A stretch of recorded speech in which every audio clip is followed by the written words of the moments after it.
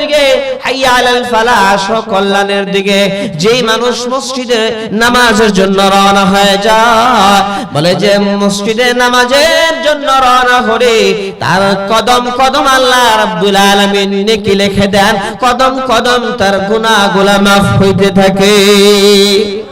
আরো জোরে কন্যা সুবহানাল্লাহ বলে, আল্লাহু আকবার, লিল্লাহি তাকবীর, নারায়ে তাকবীর।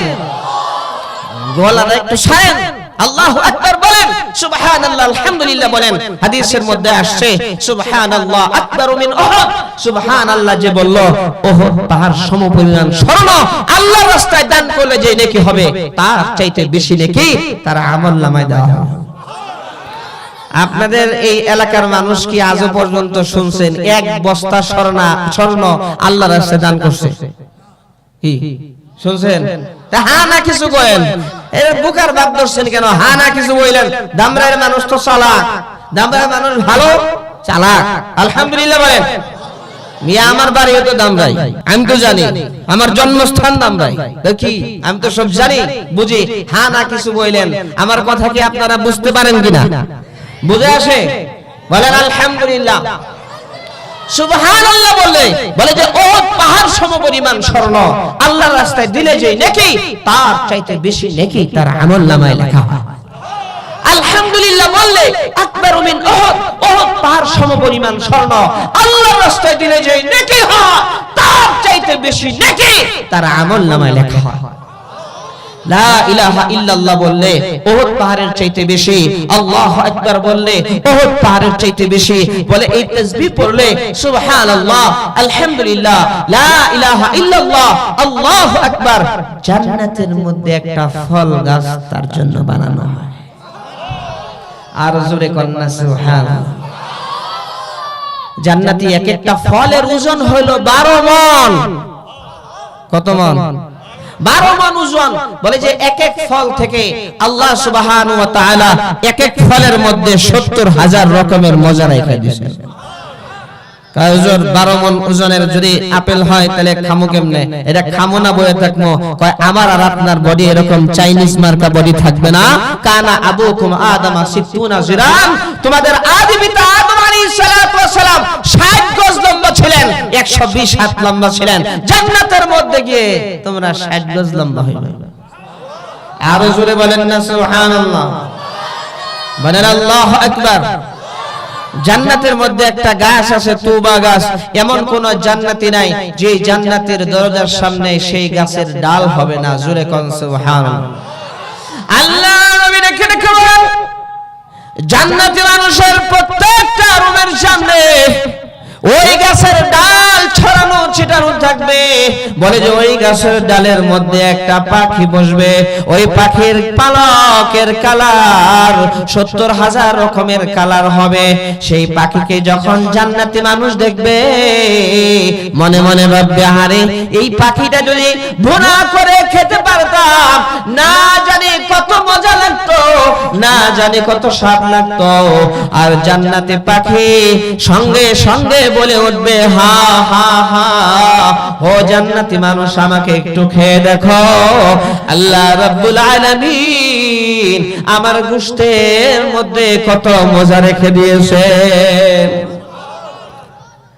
এই কথা বলতে বলতে জান্নাতি ওই পাখিটা উড়তে উড়তে ওই জান্নাতি ব্যক্তির সামনে আসতে থাকবে, আর আস্তে আস্তে জবাই হয়ে যাবে। জবাই হতে হতে বানানো হয়ে যাবে, বানানো হতে হতে ভুনা হয়ে যাবে। জান্নাতি মানুষের সামনে সেই পাখির ভুনা গোশত হাজির। এবার জান্নাতি মানুষ যখন সেই গোশত খাবে, বড় তৃপ্তি সহকারে খাবে। এত মজা, এত মজা, জান্নাতি ওই মানুষ ডেকে ডেকে বলবে, ও আল্লাহ, একটা পাখির ভুনা গোশতের মধ্যে এত মজা।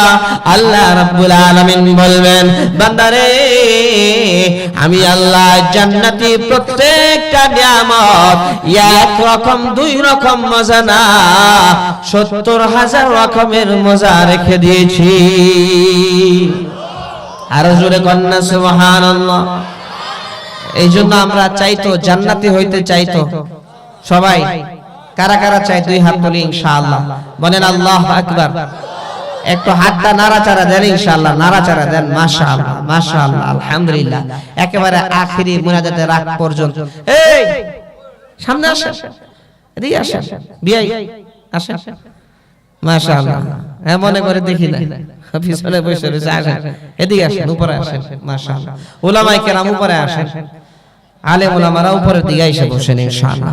উলামাদের শান মর্যাদা অনেক বেশি, এইজন্য উলামায়ে কেরামকে আলেম উলামাদেরকে কদর করব ইনশাআল্লাহ। নাকি বলেন ইনশাআল্লাহ?